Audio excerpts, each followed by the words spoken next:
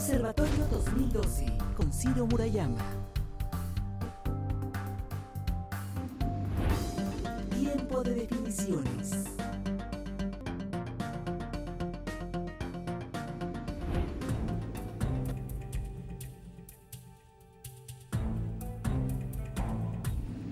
Protesto guardar y hacer guardar la Constitución Política de los Estados Unidos Mexicanos. Carlos Navarrete Ruiz es senador de la República y coordinador del grupo parlamentario del Partido de la Revolución Democrática en el Senado. Navarrete Ruiz es originario de Salvatierra, Guanajuato. Fue fundador del Partido Socialista de los Trabajadores, PST, dentro del cual, a los 27 años de edad, se convirtió en diputado de la 52 legislatura del Congreso de su estado natal, donde fungió como coordinador de su grupo parlamentario. En 1981, impulsó el proceso de unificación de los partidos de izquierda en el Partido Socialista Unificado de México, que años después, y tras la incorporación del Partido Mexicano de los Trabajadores, se convirtió en el Partido Mexicano Socialista. En las elecciones federales de 1988, Carlos Navarrete fue electo diputado federal por el Partido Mexicano Socialista, que al año siguiente, en 1989, se transformaría en el actual Partido de la Revolución Democrática. En este partido, Navarrete Ruiz ha sido portavoz, así como secretario general. En 2006, fue electo senador de la República y desde entonces se ha desempeñado como coordinador del grupo parlamentario del PRD en la llamada Cámara Alta. Cabe mencionar que Carlos Navarrete es el primer legislador proveniente de un partido de izquierda que haya ocupado el cargo de presidente del Senado de la República. Carlos Navarrete Ruiz es nuestro invitado en Tiempo de Definiciones.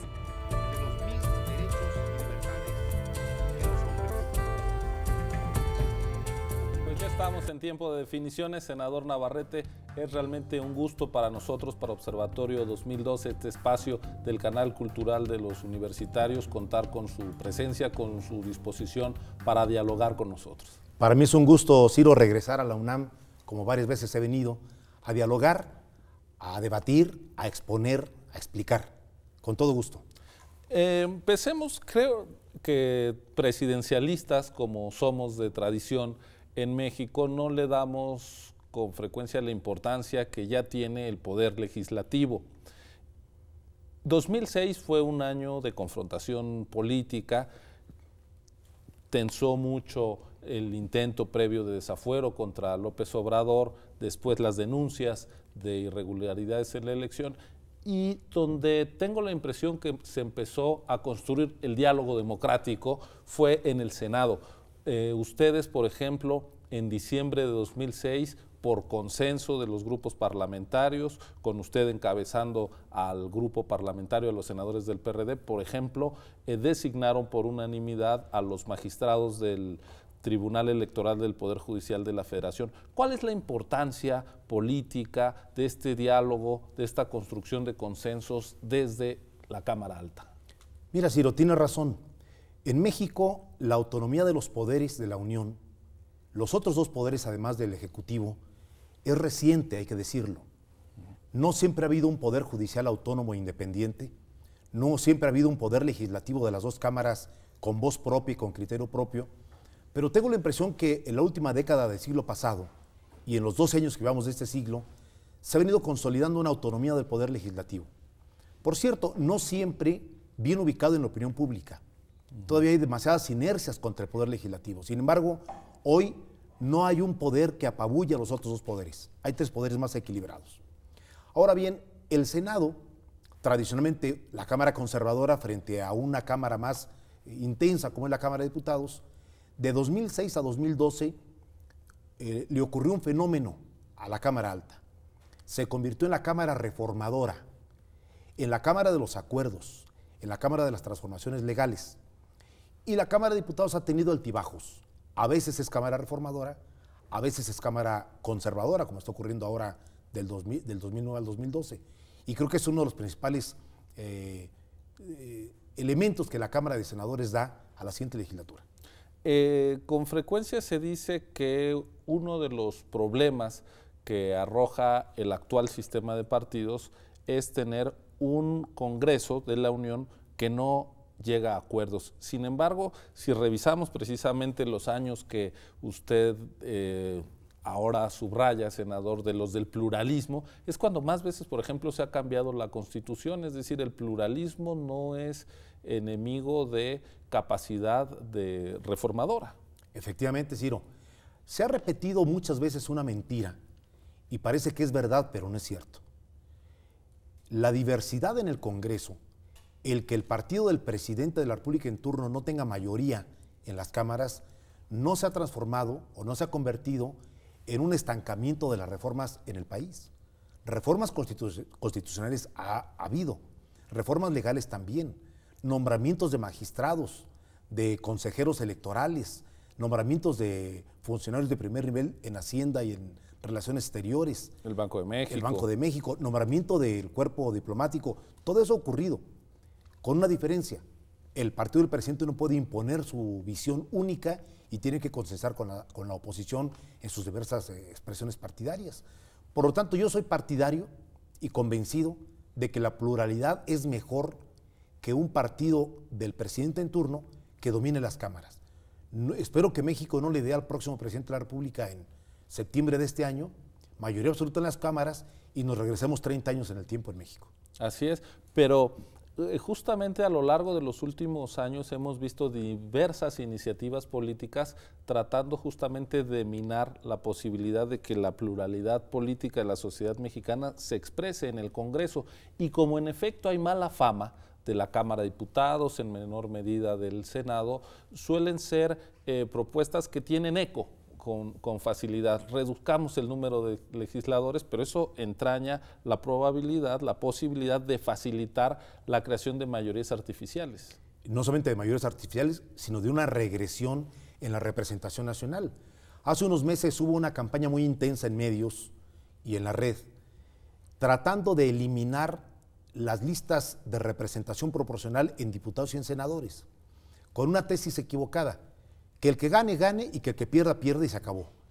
Sin tener en cuenta que regresar a ese sistema haría que unos partidos se sobrerepresentaran, el que ganara la elección, y varias minorías quedaran eliminadas del Congreso, aún teniendo 5, 10 o 15% de los votos. Eso sería una tragedia para el país. A mí me gusta pensar en los casos donde los presidentes, para no irnos muy lejos en América Latina, tienen el control del Congreso, del Poder Legislativo. Y entonces los equilibrios, los contrapesos entre poderes se ven anulados. Es el caso de Venezuela, por citar el más evidente. O de Ecuador o de otros países. En México, ¿qué ha implicado, senador, que el presidente no las tenga todas consigo en el Senado? En estas dos legislaturas en que usted ha encabezado el grupo parlamentario del PRD, ¿qué iniciativas presentadas desde Los Pinos por el Ejecutivo han salido fortalecidas en términos de consistencia democrática por haber pasado justamente por el filtro de la pluralidad en el Senado? Te diría dos cosas. Primero, el presidente Calderón presentó iniciativas y ni una sola de las que presentó fueron aprobadas textualmente. Todas fueron modificadas, mejoradas sustancialmente, y creo que le ha significado al país un mejor tránsito el que el Congreso haya tenido la fortaleza, la fuerza de modificar para bien las iniciativas del presidente. Segundo, mira, Ciro, América Latina está lleno de ejemplos de presidentes fuertes, entre comillas, que controlan el Congreso, que controlan el Poder Judicial, que controlan los medios de comunicación, que controlan a los sectores económicos, y no ha sido para bien de los países. Estoy absolutamente convencido de que México requiere un equilibrio de poderes, en donde todo el poder no esté concentrado en un solo hombre, que haga y deshaga. Esto ya lo vivimos en los años 60, 70, 80 del siglo pasado, y no le fue bien a México. México no debe regresar a un esquema en donde el presidente ordene a los diputados, a los senadores, a los ministros de la Corte o a los medios de comunicación. Esa historia no hay que repetirla, y para ello requerimos el equilibrio. Por supuesto. Ahora, ¿cuál ha sido la clave para que el Senado sea no solo una caja de resonancia de la diversidad, sino un cauce constructivo de la pluralidad? cosa que no hemos visto, por ejemplo, en los últimos años en la Cámara de Diputados. Déjame decirte algo que no he dicho en ninguna entrevista y que me parece importante decirlo aquí en TV UNAM. Para que una Cámara funcione, debe haber un conjunto de ingredientes. Primero, experiencia de sus legisladores en todos los grupos parlamentarios. No se puede conducir una Cámara solamente con novatos. Tiene que haber una mezcla de gente nueva, pero también gente con experiencia. Segundo, grupos cohesionados. Cuando los grupos tienen dispersión interna, no caminan bien las cosas. Y tercero, liderazgos parlamentarios que tengan conciencia de lo que tienen que hacer. Y yo agregaré un cuarto elemento que es muy estilo Senado. Respeto entre los líderes, cumplimiento de la palabra empeñada y que ningún líder se desborde en extremismos que rompan la relación personal o la relación política. Lo digo por experiencia en el Senado. Cuando los líderes nos respetamos, expresamos nuestras coincidencias y diferencias y cuando pactamos algo lo cumplimos junto con nuestros grupos, las cosas caminan mejor. Bueno, pues ya tiene usted las definiciones, las claves que a entender de quien ha sido presidente del Senado y ahora dirige el grupo parlamentario del PRD en la Cámara Alta, han permitido que justamente este cuerpo legislativo genere un conjunto de acuerdos de reformas importantes. Vamos a continuar con esta conversación con el senador Carlos Navarrete Ruiz. Esto es Observatorio 2012. Quédese con nosotros, volvemos en unos segundos.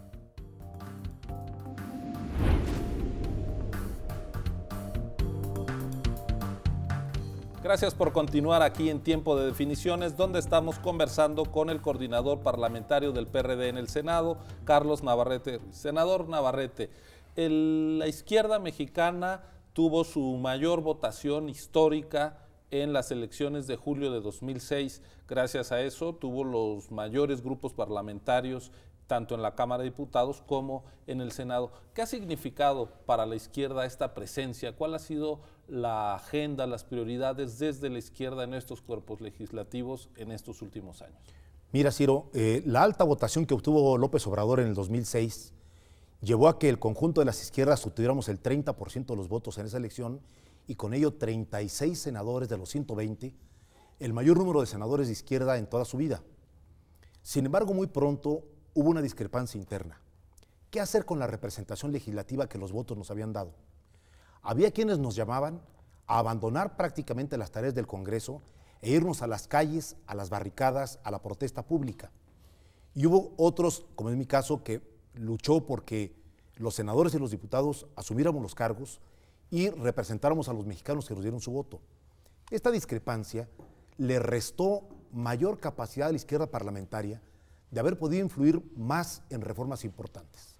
Sin embargo, de 2006 al 2009 logramos importantes reformas en materia electoral, en materia de Pemex, en materia de seguridad, en materia de derechos humanos, sin duda alguna importantes. Ahora mismo, antes de terminar esta legislatura, estamos a punto de concretar el tema del fuero militar para garantizar que los militares que violen derechos de civiles o cometan delitos contra ellos sean juzgados por tribunales civiles, aunque puedan purgar su pena en cárceles militares. Hay varias reformas que el Congreso ha hecho y la izquierda ha puesto ahí su sello, sus opiniones, sus puntos de vista, con debates, con propuestas, sumando su voto cuando ha sido necesario o expresando su discrepancia votando en contra. Así es. Recuerdo de particular importancia el debate sobre la reforma energética, donde el PRD se confrontó, digámoslo así, con la iniciativa del presidente Calderón, pero al mismo tiempo encauzó, participó en los foros y en el proceso deliberativo que permitió una reforma distinta a la que el Ejecutivo planteaba. No hay la menor duda, es una de las páginas gloriosas del Senado en 2008. El presidente Calderón presentó una iniciativa que permitía, habría la tentación de introducir factores de privatización de Pemex, empresa nacional y del Estado.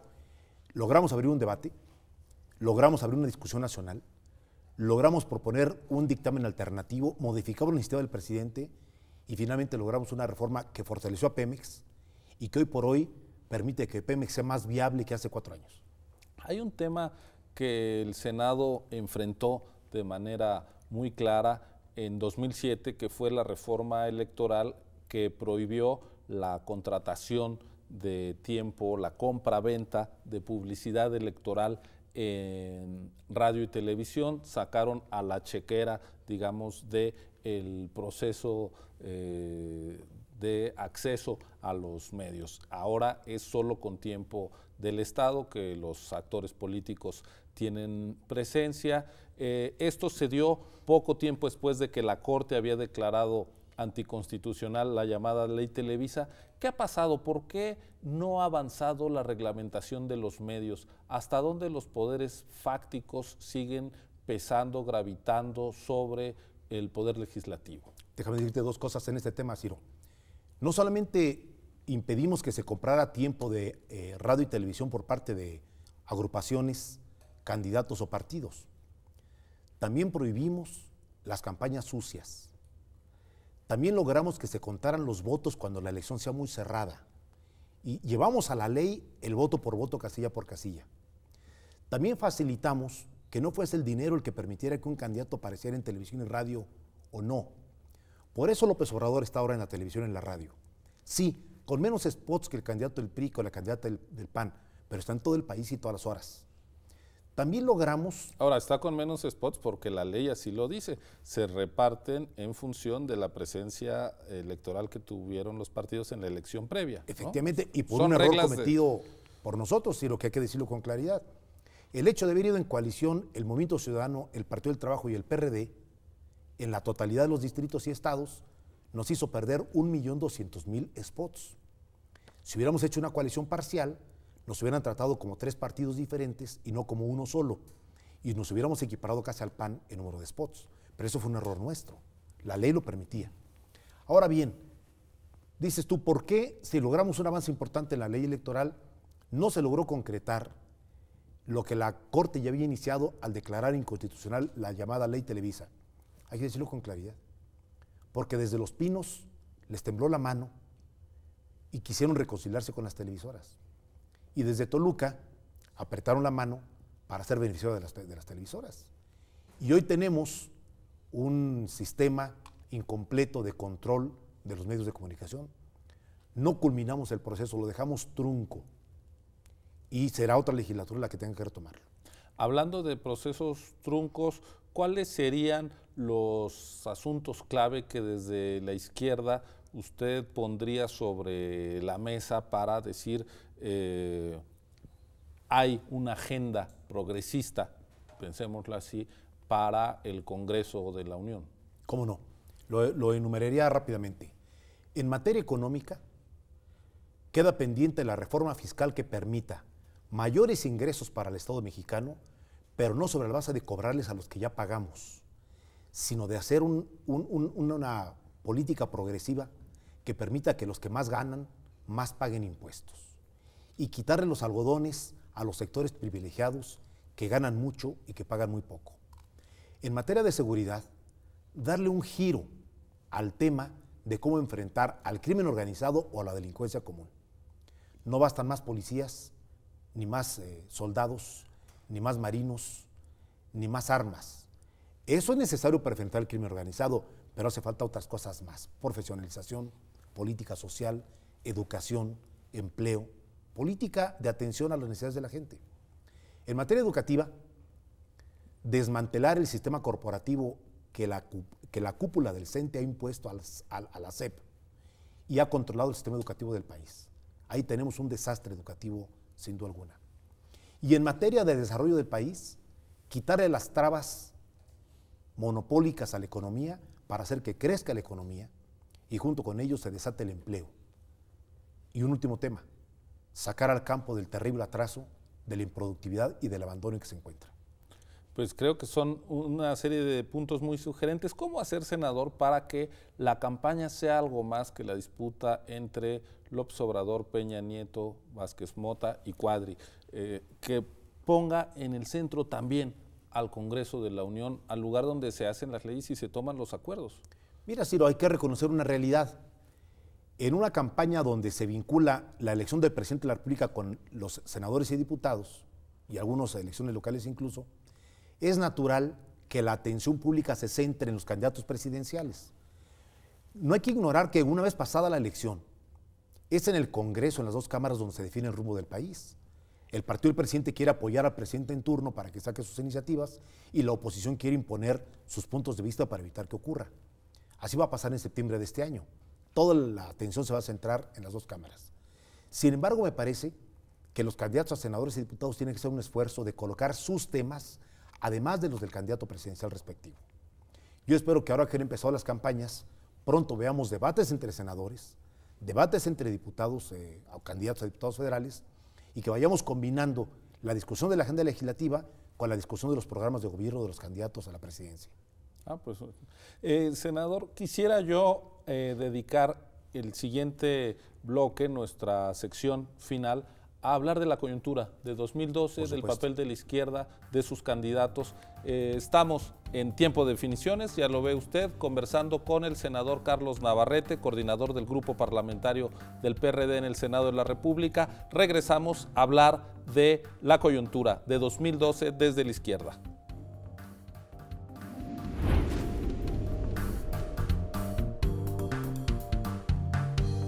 Por continuar con nosotros en esta conversación, en esta sección Tiempo de Definiciones, con el coordinador parlamentario del PRD en el Senado. Senador Navarrete, ya anticipaba que quería hablar con usted sobre la actual coyuntura. ¿Cuál es, empecemos por el papel del PRD en esta amplia coalición? ¿Cuál es la particularidad, la singularidad del PRD como partido de izquierda, el de más trayectoria y también el de mayor respaldo en las urnas, hasta el momento en las elecciones, en este proceso? ¿Cómo no, Ciro? Primero debo decir que en el 2000, en el 2006 y ahora en el 2012, el PRD va como integrante de una coalición electoral con un solo candidato a la presidencia de la República. En el 2000 fue Cuauhtémoc Cárdenas, en 2006 y 2012 es Andrés Manuel López Obrador.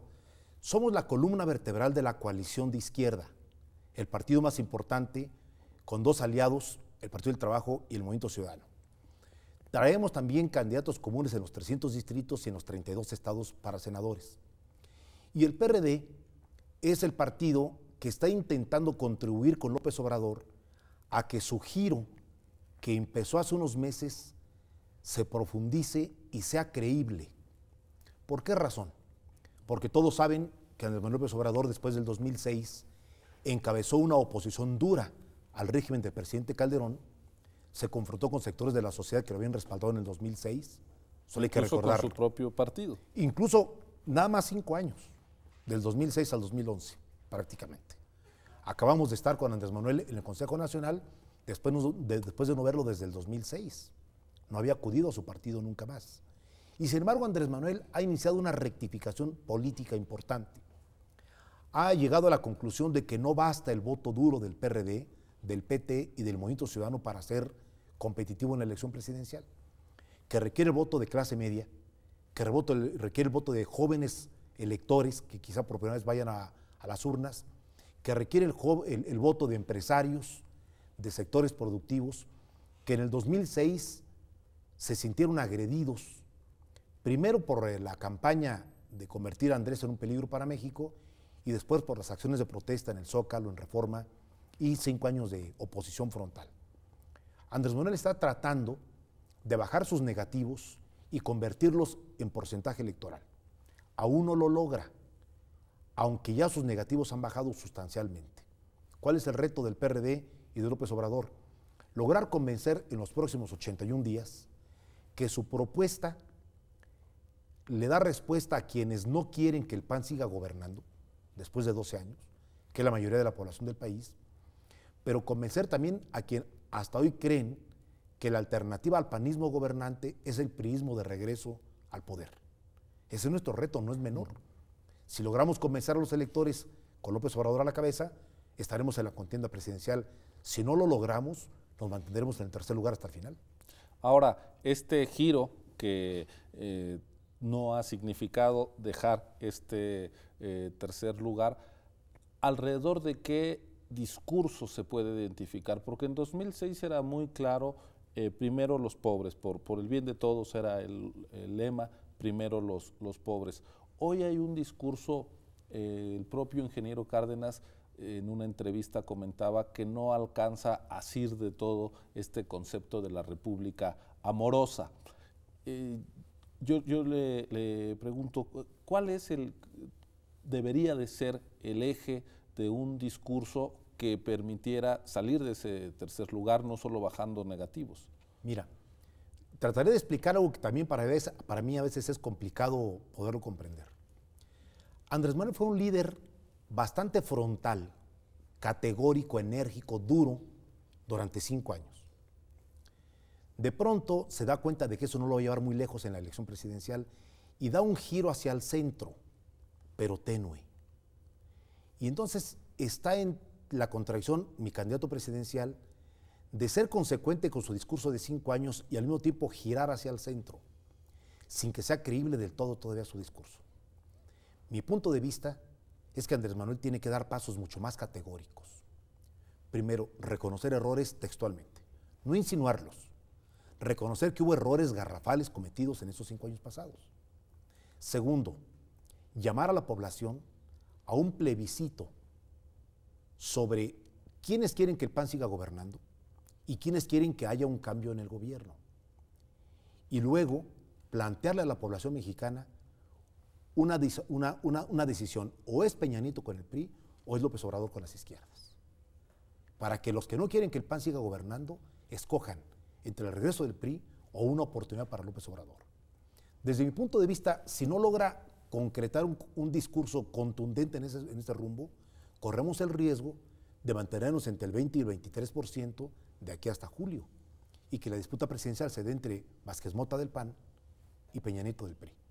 Yo tengo confianza en que Andrés Manuel, que es un hombre con mucha sensibilidad y mucho olfato, comprenda que el giro que ha hecho es insuficiente todavía, que necesita ir más allá, decir y clarificar posiciones con más categóricamente, reconociendo los errores cometidos y por lo tanto haciendo un proyecto mucho más atractivo.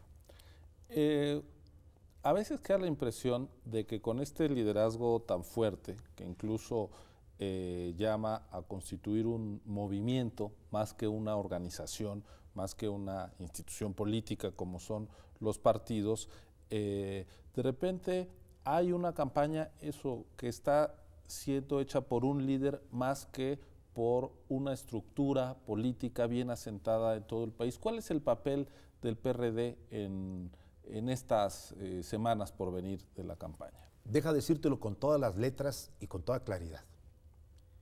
El principal error de la campaña de López Obrador en el 2012, hoy, es que está repitiendo el esquema de no utilizar la estructura de los 3 partidos, sino de utilizar una estructura que se llama Morena, que no es ni partido, ni organización, sino es un conglomerado de gente alrededor de Andrés Manuel, pensando que con Morena va a cubrir las casillas, va a hacer propaganda, va a llenar los actos y va a defender el voto, ignorando los partidos. Así lo hizo en 2006. Fue un gravísimo error. Hoy lo está repitiendo otra vez. Estamos tratando de convencerlo de que eso no debe ser así. ¿Qué tiene que hacer Morena en los spots de televisión o de radio? Si Morena no va a estar en las boletas. ¿Qué tiene que hacer una estructura paralela cuando los partidos tienen cuadros en los municipios, en los distritos?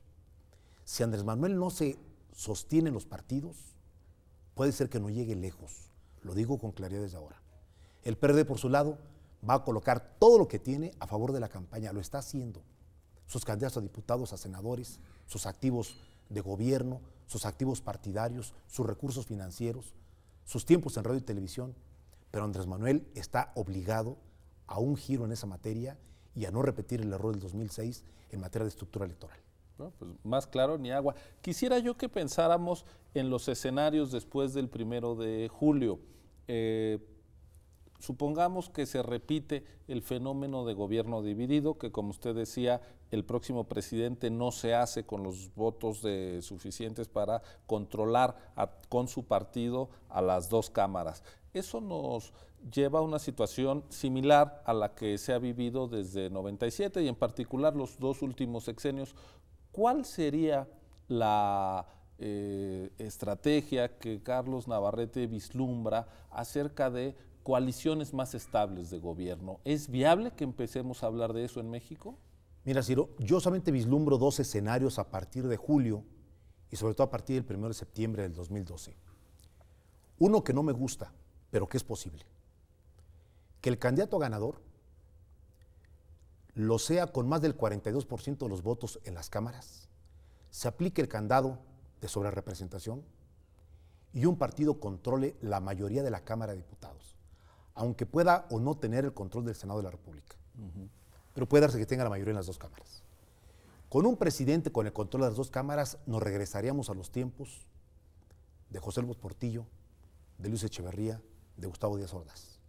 Un presidente con todo el control legislativo para hacer y deshacer durante 6 años. Hay un segundo escenario, que el presidente gane con más del 40-45% de los votos, pero que su partido no logre llegar al 40% y no tenga mayoría en las cámaras. ¿Cómo gobernar al país entonces 6 años más? No veo más posibilidades que quien gobierne, sea del partido que sea, convoque a un gobierno de coalición, que se concrete primero una coalición legislativa alrededor de un programa de gobierno y que luego pase a ser una coalición gobernante en el gabinete, multicolor, con los partidos que acepten una directriz para sacar adelante las reformas que el país requiere. No veo otra posibilidad. Ahora, a mí me gustaría que en el segundo escenario López Obrador estuviera al frente de eso, pero puede ser que esté Josefina o puede ser que esté Peña Nieto. Eso está en manos de los electores. ¿Y qué disposición habría desde López Obrador para un experimento político así, de tender la mano para cogobernar?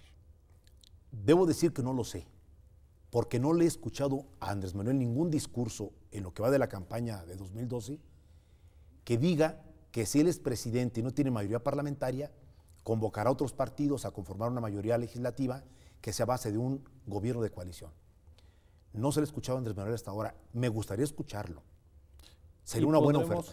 ¿Escuchar del PRD estas definiciones pensándose desde la oposición? Sí, me parece que los senadores y diputados del PRD, que con el voto de los mexicanos lleguen en septiembre a las cámaras, van a tener que enfrentar, si no ganamos la presidencia de la República, la misma disyuntiva que yo y mis compañeros senadores enfrentamos en el 2006. ¿Qué hacemos con la fuerza electoral que nos dieron las urnas? ¿La desperdiciamos en infiernitos y en una oposición permanente, pero marginal?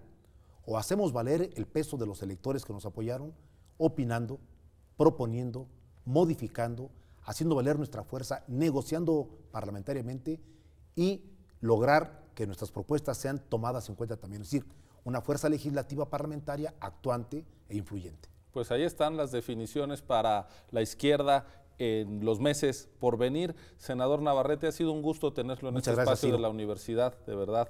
Espero que no sea la última vez. Por supuesto que no. Y por supuesto, gracias a ustedes por estar una semana más en este espacio Observatorio 2012. Le agradecemos mucho su presencia y continuaremos las próximas semanas ya con los candidatos presidenciales en este espacio, dialogando en terreno universitario. Muchas gracias, muy buenas noches.